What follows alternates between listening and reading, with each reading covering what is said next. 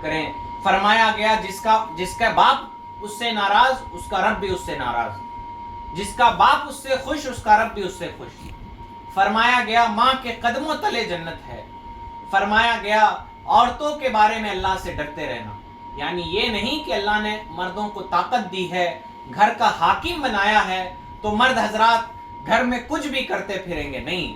فرمایا عورتوں کے بارے میں اللہ سے ڈرنا, وہ نسبتاً تم سے کمزور ہیں, ان پہ ظلم نہ کرنا, ان کے ساتھ سختی کرنا, لیکن ظلم کے حد تک کی سختی نہیں ہونی چاہیے.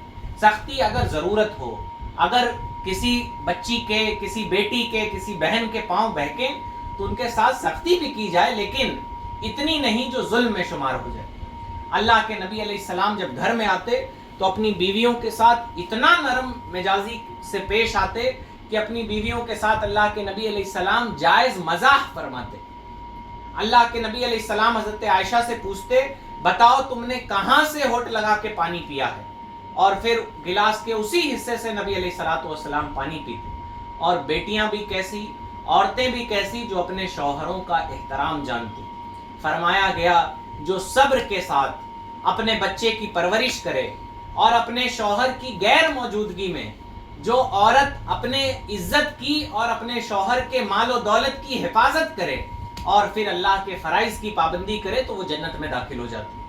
کتنا آسان ہے کہ اپنے شوہر کے ساتھ لائل رہیے, اپنے شوہر کے ساتھ وفادار رہیے, اس کی مال و دولت کو بیجا ضائع نہ کیجیے, اپنے عزت کی حفاظت کیجیے, اپنے بچوں کی پرورش کے بارے میں سوچیے. آج تو لاپرواہی کا یہ عالم ہے کہ مسلم گھرانے کے بچوں, ماں باپ کو فکر ہی نہیں ہوتی کہ بچہ جائے گا کہاں, بچہ پڑھے گا کیا.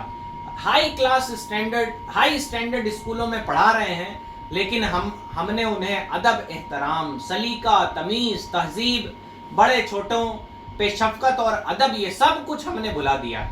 تو فرمایا کہ عورتوں کو فکر کیا ہونی چاہیے, اپنے شوہر کے عزت کی فکر ہونی چاہیے, شوہر کے مال کی فکر ہونی چاہیے, بچوں کے پرورش کی فکر ہونی چاہیے, اور فرائض کے پابندی کی فکر ہونی چاہیے کہ وہ نمازیں کیسے پڑھیں. اور پیارے, اگر ہم نے اپنا عمل نہیں بدلا تو ہو سکتا ہے کہ ہماری دنیا عافیت کے ساتھ گزر جائے, لیکن آخرت, قبر کی منزلیں نہایت سخت ہیں. وہاں نفاق نہیں چلتا, وہاں ایسا نہیں ہوتا کہ آپ برے بھی ہوں اور دولت مل جائے تو آپ اچھی زندگی گزار لیں. آپ کے جیسے عمل ہوں گے عنقریب آپ کے عمل آپ کے سامنے پیش کر دیے جائیں اور آپ کے ساتھ آپ کے عمل کے مطابق سلوک کیا جائے گا.